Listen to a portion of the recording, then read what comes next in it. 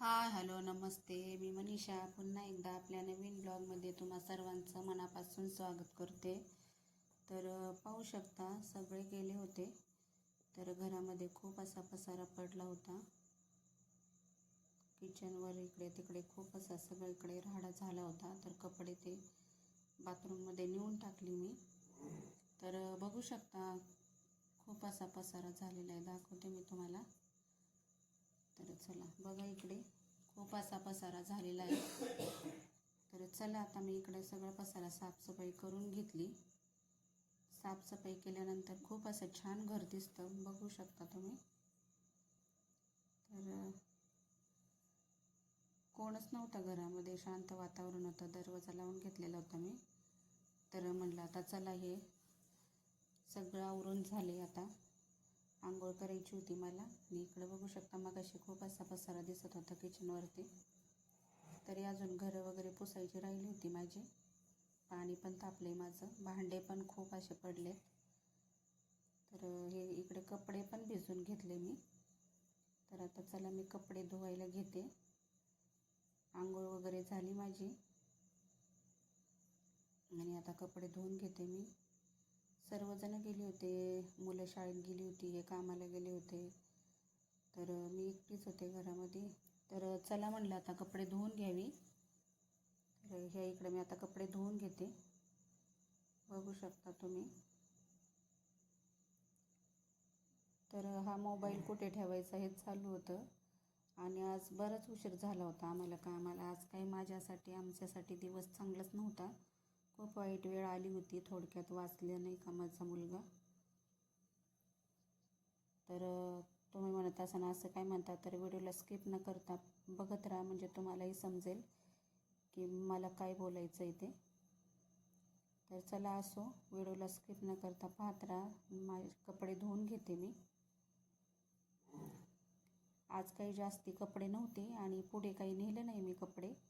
भांडे धुवायला आज पाठीमागेच धुवून घेतले, बाथरूममध्येच कपडे धुतले आणि भांडे पण इकडेच घासून घेतले. त्यानंतर वेदू पण आली होती. तर बघू शकता वेदू, ती पण आली होती भांडे घासायला. तिला ना पाणी खेळायला खूप आवडतं. तर बसली होती माझ्यासोबत भांडे घासत. तर इकडं मी रात्री भिजत टाकला होता राजमा आणि हा शिजून घेतला आता मी.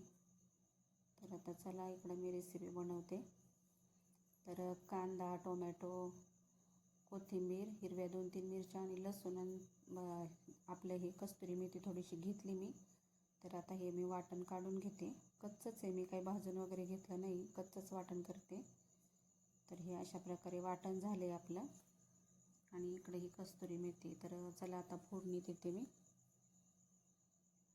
त्या राजमा पण मस्त असा शिजलेला होता मऊसर. यामध्ये काही मी सोडा वगैरे टाकला नव्हता, भिजवला होता रात्रभर, त्याच्यामुळे चांगला असा शिजून निघाला तो.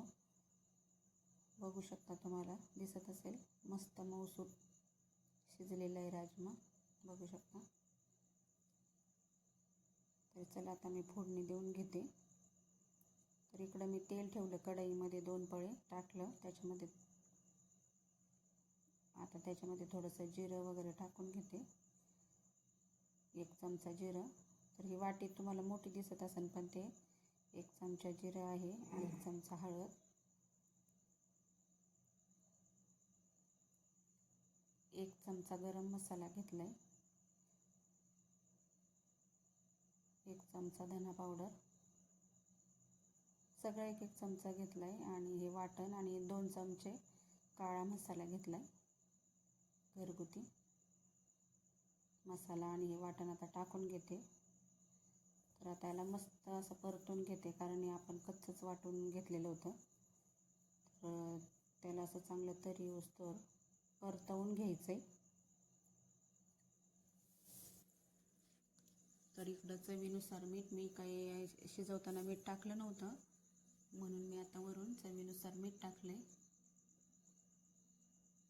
तर याला मस्त असं थोडंसं पाणी टाकायचं मसाल्याचं आणि इकडे असं परतून घेतलं. तेल सुटलं आहे चांगलं, पण आता मी याच्यामध्ये आणखीन थोडंसं पाणी टाकणार आहे वाटणाचं आणि अजून थोडा वेळाला चांगलं शिजू देणार आहे मसाल्याला.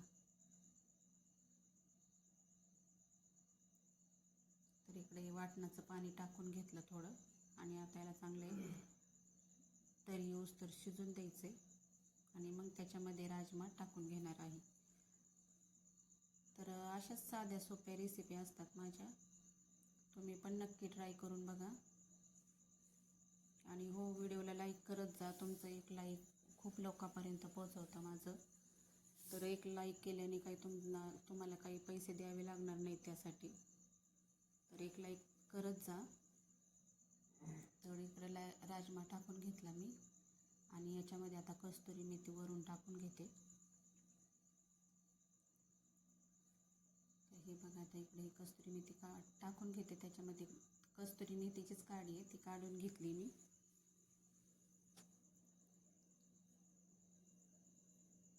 तर आता याला 10-15 मिनटं चांगली अशी उकळी येऊसपर्यंत ठेवते. तर चला, इकडं राजमा तयार झाला आपला. आता हे ताट वाढून देते आणि इकडं बघू शकता माझ्या मुलाला आज एका गाडीवाल्याने उडवलं, तर किती लागलंय. थोडक्यात जीव वाचला त्याचा. तर आणि तो गाडीवाला पळून पण गेला. पण असं करू नये माणसानी, माणुसकी असावी. कारण आज माझ्या मुलाला थोडंसं लागलंय, पण एखाद्याचा जीव बघायचं असतं, कोण का असेना, पण थांबायचं थोडा वेळ, बघायचं कुठं लागलंय का काय, आणि दवाखान्यात न्यायचं. त्या माणसाला काही पैसे तर आपल्याला भरावे नाही लागत, पण निदान त्याला दवाखान्यापर्यंत पोहोचवणं आपलं काम आहे. आपल्याकडून चुकी झाली म्हणल्यावर कोण कोणाला लगेच जास्त काही मारत नसतं, पण माणसांनी माणुसकी धरावी, नाही का. आज माझ्या मुलाला थोडंसं लागलंय, थोडक्यात वाचला. पण अशीच वेळ तुमच्यावर पण येऊ शकते, त्यामुळं प्रत्येकाने वाहन चालवताना एकदम सावकाश चालवलं पाहिजे, हेच सांगेन मी यातून. आणि प्रत्येकाचा धावपळीच्या जीवनामध्ये प्रत्येकाला घाई आहे. 1-10 मिनटं उशिरा जा, आणि सावकाश गाड्या चालवत जा, हेच सांगेन मी सगळ्यांना. खूप असं लागलंय तरी त्याला, बघू शकता. मग आम्ही त्याला दवाखान्यात पण नेलं.